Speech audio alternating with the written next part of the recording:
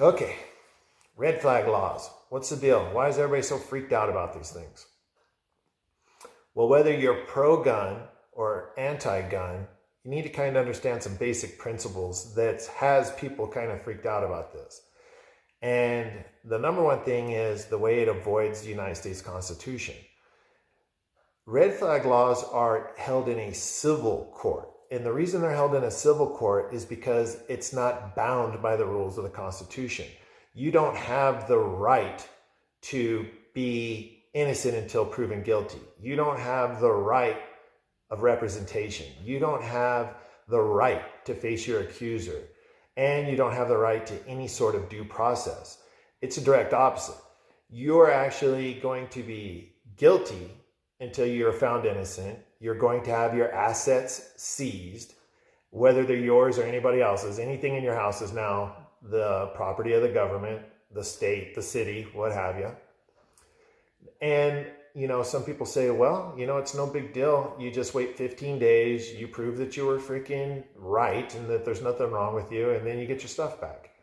That's really not the truth either. So now what happens is, let's say I do finally get representation and I finally get my day in court. Now I get my stuff back, but I have to pay storage fees. I have to pay for my legal representation. So now, my storage fees are going to be around $4,000.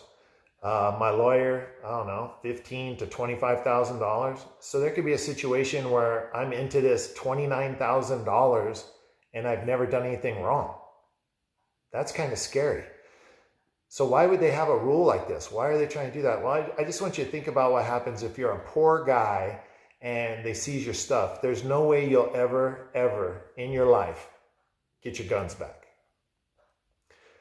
You're not going to come up with $29,000 to get them back ever. I mean, it doesn't matter. You're going to take a loan out to get your guns back? It doesn't make any sense in that aspect of it alone.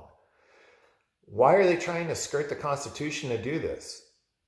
Well, because they know it's truly unconstitutional. The Second Amendment guarantees me the right and the freedom to bear arms. As long as I do those things as a free person, I'm good to go. Now, if I break a law and I lose certain aspects of my freedom, I therefore lose the right to such said weapons. If I'm a child molester, a rapist, a murderer, a convicted felon, there's all kinds of things that are in place already to make sure I don't own weapons. So there's no reason to skirt the Constitution to take away anything, because it's already in the Constitution that once I'm not free, I don't get certain rights anyway. So you have to be a little bit nervous about why a political organization would be trying to take away constitutional freedoms of a free person within the United States, where we're allowed to travel free, we're allowed to say what we want to say, and we're allowed to do things that we want to do, whether they offend people or not, as long as we do not break any laws and as long as we don't harm anybody. Those are already against the law. There's laws in place. If I threaten to kill myself, there's protection laws in place that will take away weapons from my house and will get me the type of psychiatric care I need to make sure that, I don't do undue harm to myself or others. If I'm a person who is waving a weapon at somebody and threatening them, there's already a law in place that says I'm going to lose those guns. So we really don't need it. So then it comes down to the point that it really is a gun grab. And it's a gun grab that's based on poorer people, right? Because they're going to just never get their guns back based on the simple fact they can't afford to get them back. Doesn't matter if they were right or wrong, the guns are gone. They're not coming back.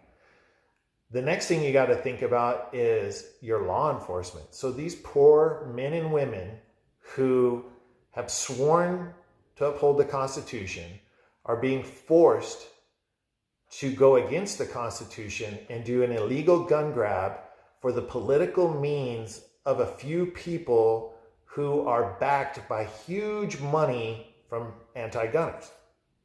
That's just the truth.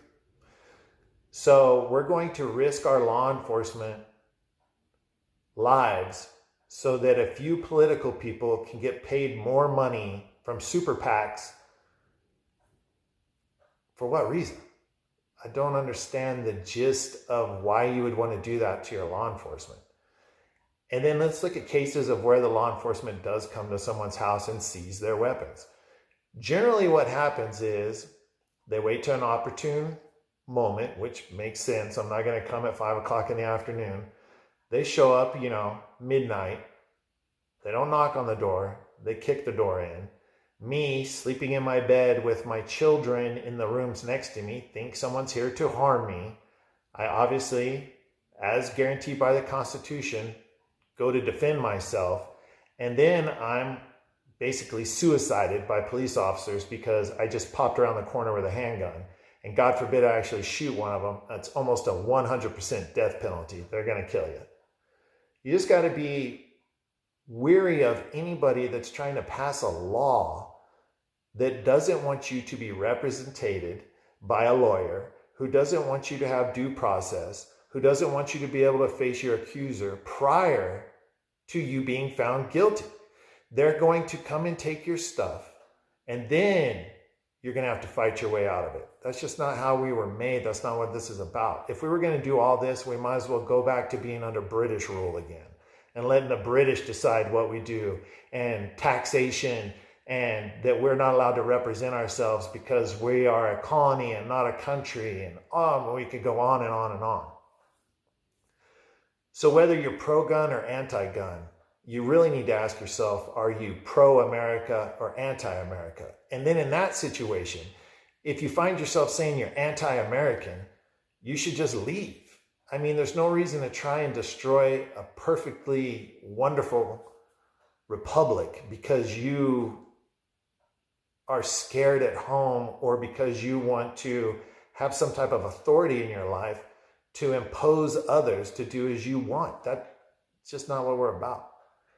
So I pray everybody thinks about it. I pray you do research. I'll put up some stats. And I hope you contact somebody, whether you're a Democrat or Republican, whatever. If you're in the country, be in this country for the right reasons, that you believe people are innocent until found guilty, and that you believe that there is a due process in this country that people are entitled to, that it's not okay to just falsely accuse people and be able to walk away and leave them with upwards of $20,000 to $30,000 in debt because you have a personal goal, a political goal, or you're just vindictive. We have rights that protect us from people like this. It's sad to see the politicians have now become the exact people we have to protect ourselves from. And my right to protect myself from tyranny, which is the overreaching of the government into a free person's personal right to defend themselves and their family.